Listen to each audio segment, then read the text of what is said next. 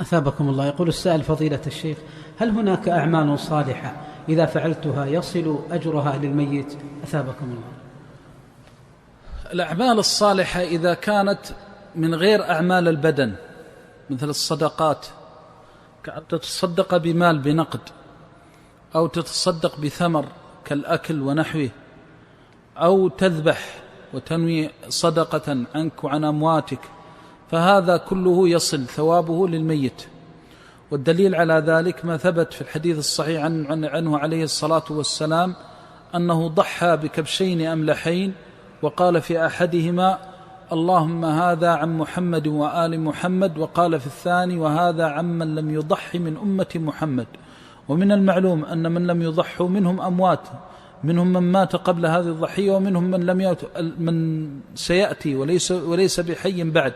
فأخذ العلماء من هذا دليلا على جواز الذبح عن الميت صدقة على روحه، سواء كان فردا أو جماعة، كأن يذبح شاة وينويها عن والديه الأموات أو عن قرابته الأموات، فهذا يؤجر عليه ويعتبر من صلة الرحم للأموات ويكتب له الثواب، وهو مذهب جمهور العلماء رحمهم الله.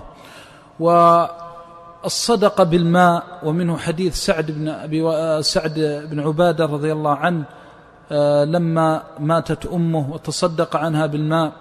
وحديث سعد أيضا في صحيح البخاري أنه لما سأل النبي صلى الله عليه وسلم رضي الله عنه وأرضاه، أنه سأل النبي صلى الله عليه وسلم عن الصدقة عن أمه، فجعل لها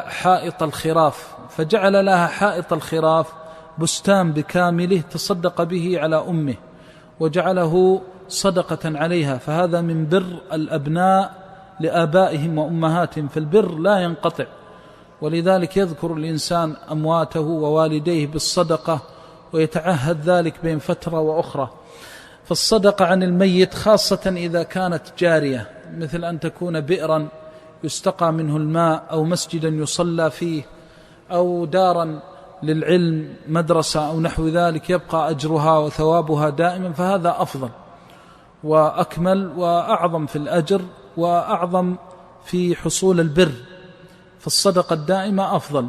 وأما الأعمال البدنية مثل أن يقرأ القرآن ويهب ثواب قراءة القرآن، أو يصوم وينوي صدقة عن الميت ما لم يكن صيام فرض لأنه ورد الاستثناء به، أو يصلي ويقول هذا صدقة عن الميت، فهذا لا يصح. أما الصلاة فحكي الإجماع أنه لا يصلي الحي عن الميت. وأما بالنسبة للصوم ففيه خلاف، وظاهر الحديث استثناء الفرض، لأنه قال: فدين الله أحق أن يقضى.